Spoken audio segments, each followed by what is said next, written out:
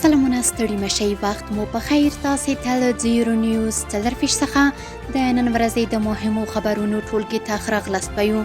نن جمعه د 1405 هجري لمریز کال د غوی 12 چې د 2026 زیږدیز کال د مې له لومړۍ سره برابره ده. تاسې ته د زیرو نیوز څلرفیش څخه د هیواد مهم خبرونه وړاندې کوم، خو په سر کې د مهمو خبرونو سرټکي. له افغانستان څخه پر ملاتړ ټینګار. د افغانستان لپاره د ملګرو ملتونو سرمنشي ځانګړي استازي ټینګار کړی چې افغانستان دوامداره نړیوالې پاملرنې او عاجلو اقداماتو ته اړتیا لري.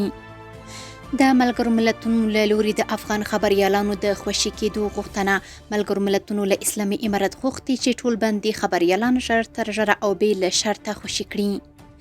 او ملي تدارکاتو کمیسیون د شاوخوا 2.8 میلیارده افغانیو په لګښت 19 پروژې منظور کړي. اوس هم بشپړ خبرونه. د افغانستان لپاره د ملګرو ملتونو سرمنشي ځانګړي استازي ټینګار کړی چې افغانستان دوامداره نړیوالې پاملرنې او عاجلو اقداماتو ته اړتیا لري.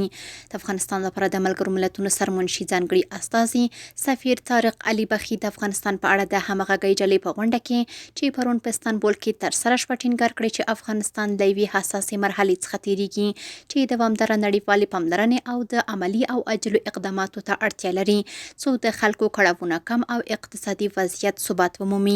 نوموړي د بشري مرستو پر دوام په ځانګړې توګه د خوړو پر خوندیتوب او روغتیايي خدمتونو ټینګار کړی. دغه راز د بانکي چینلونو پر محدودیتونو د همغږۍ نرمښت او د بدیلو عایداتي فرصتونو پر برابرولو هم ټینګار کړی. نوموړي یو ځل بیا د سازمان ژمنتیا تایید کړه چې رغنده خبرې اترې ته به دوام ورکوي او له ټولو نړیوالو اړخونو سره به په نږدې همکاري کوي څو په افغانستان کې ثبات ته وده ورکړي او د بیا رغونې بنسټونه کېښودل شي. ملګرو ملتونو له اسلامي امارت غوښتي چې ټول بندي خبریالان ژر تر ژره او بې له شرطه خوشي کړي. د ملګرو ملتونو بشري حقونو څانګې د رسنیو د ازادۍ نړیوالې ورځې په درشل کې له اسلامي امارت غوښتي چې ټول بندي شوي خبریالان ژر تر ژره او بې له شرطه خوشي کړي. ملګرو ملتونو ویلي چې افغانستان کې رسنۍ د نړیوالو مالي او تخنیکي مرستو د کمیدو له امله سختې زیانمنې شوي دي او دا کمښتونه د خبریالانو وړتیا محدوده کوي چې په خوندي توګه کار وکړي، معلوماتو ته لاسرسی ولري او دوامداره میداني راپورونه وړاندې کړي. ملګرو ملتونو زیاته کړي چې نړیواله ټولنه باید له افغان خبریالانو سره خپل یووالی څرګند کړي. ملي تدارکاتو کمیسیون د شاوخوا 2.8 میلیارده افغانیو په لګښت 19 پروژې منظور کړي. د ریاست الوزرا اقتصادي مرستیال ملا عبدالغني برادر اخوند په مشرۍ د ملي تدارکاتو کمیسیون نوبتي غونډه کې له اجنډا سره سم 26 پروژې د منظورۍ لپاره وړاندې شوې. اقتصادي معاونیت ویلي چې د 2.8 میلیارده افغانیو په ارزښت 19 پروژې منظورې او په 4 پروژو کې بیا یو لړ تعدیلونه راغلي.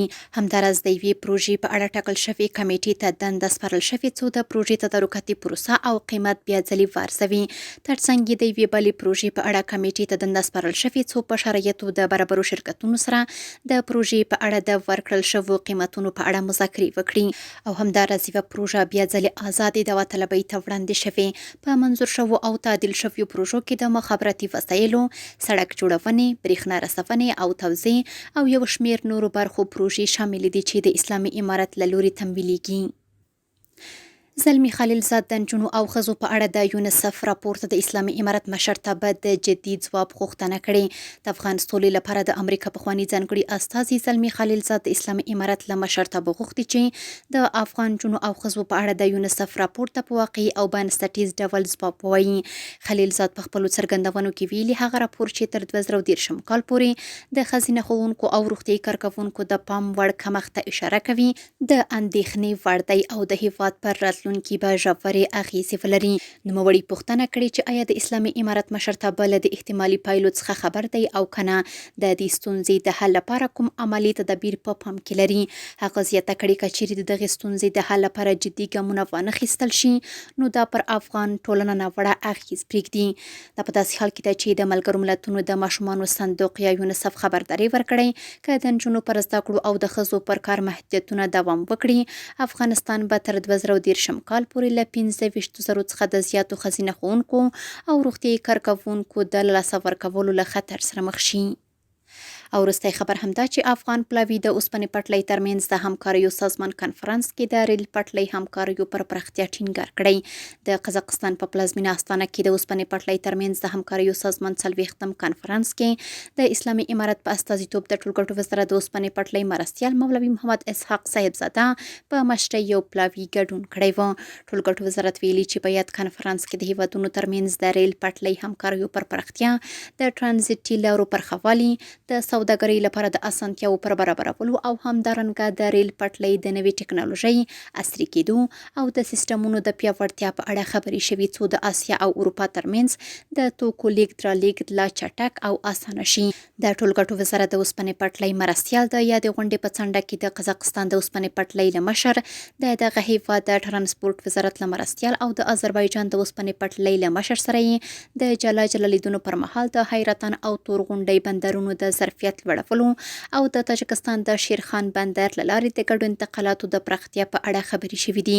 د غونډې په ترڅ کې د اوسپنې پټلۍ له لارې د انتقالاتو د ظرفیت پر لوړولو او د نوو مسیرونو پر فعالولو ټینګار شوی.